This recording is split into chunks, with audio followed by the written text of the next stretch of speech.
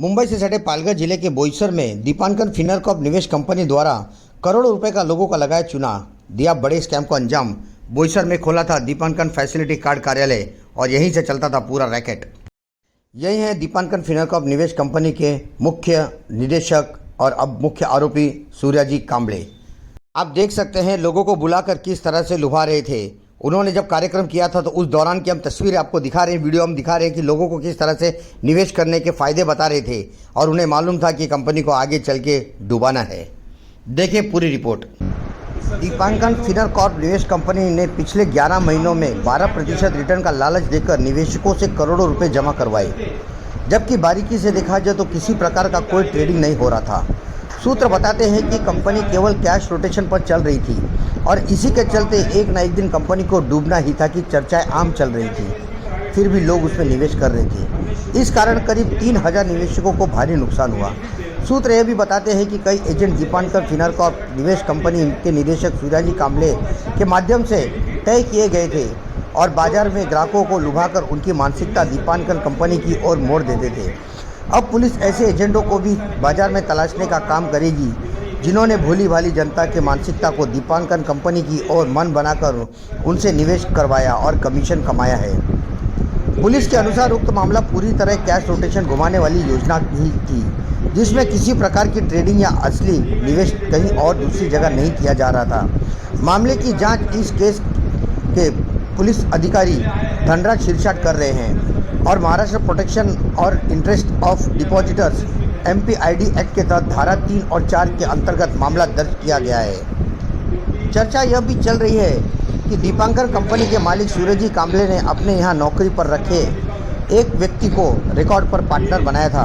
ताज्जुब तो इस बात का है कि घोटाले में करीब 3000 निवेशकों को ठगा गया और अब वो नौकरी पर लगा व्यक्ति भी आरोपी बन चुका है। पुलिस ने रविवार को मुख्य आरोपी सूर्याजी कांबले और जय संके को इस मामले में गिरफ्तार किया है। रविवार को दोनों आरोपियों को अदालत में पेश किया गया। पुलिस द्वारा इस घोटाले के और भी पहलुओं की जांच कर रही है ताकि अन्य पीड़ितों को न्याय जल्द मिल सके। ऐसे तो मामला सामने नहीं आता, लेकिन करोड़ों रुपए के ठगी के बाद यहाँ पर स्थानिक लोग सामने आए और उन्होंने बताया कि इस तरह से दीपांकर के निदेशक सूर्याजी कांबले ने अपने साथ मिलकर लोगों को ठगा है और करोड़ों रुपए का चूना लगाया है। अब तक 103 करोड़ रुपए का मामला सामने आया है।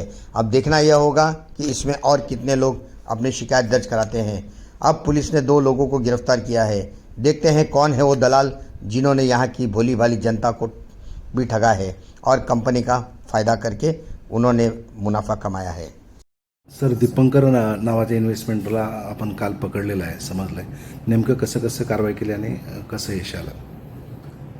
दीपांकर फिनकॅप इन्व्हेस्टमेंट लिमिटेड आणि दीपांकर नागरी सहकारी संस्था अशा 2 संस्थेच्या आधारे जवळजवळ 3000 लोकांनी त्या संस्थेमध्ये इन्व्हेस्टमेंट केलेली होती।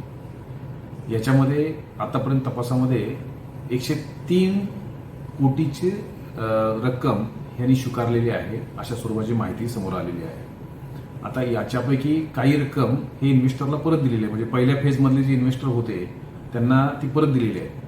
परंतु दुर्दैवाने इन्व्हेस्टरला अधिक रकमेचा परतावा मिळेल या आशेवर बहुतांश इन्व्हेस्टरला या संस्थेमध्ये इन्व्हेस्ट करण्यासाठी प्रवृत्त करण्यात आलेला आहे। याच्यामध्ये सूर्याजी भिवाजी कांबळे आणि जयेश जगन्नाथ संखे या दोघांना आतापर्यंत अरेस्ट करण्यात आलेला आहे।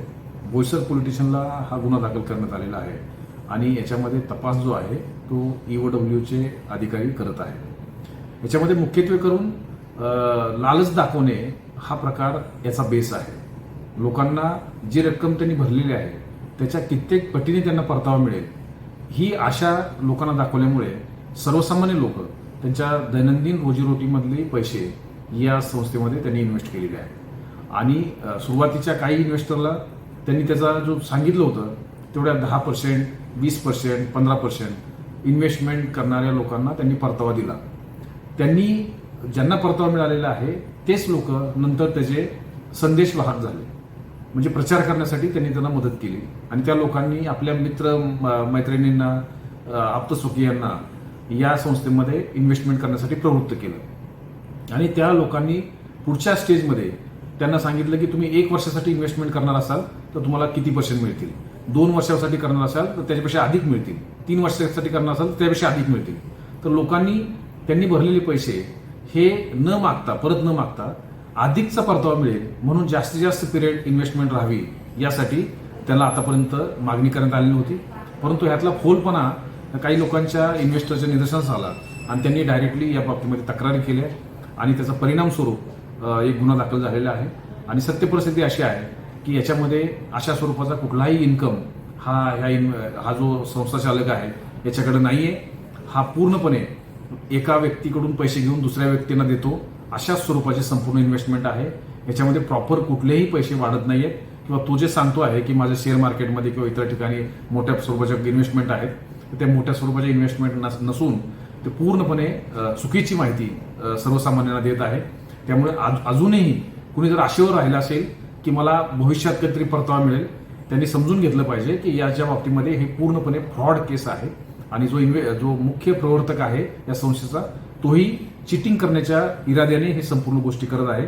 त्यामुळे त्यांनी पोलीस प्रशासनाला मदत करून पुढे यायचं आहे आणि जी काही फसवणूक झालेली आहे या संदर्भातली माहिती पोलीस प्रशासनाला द्यायची आहे.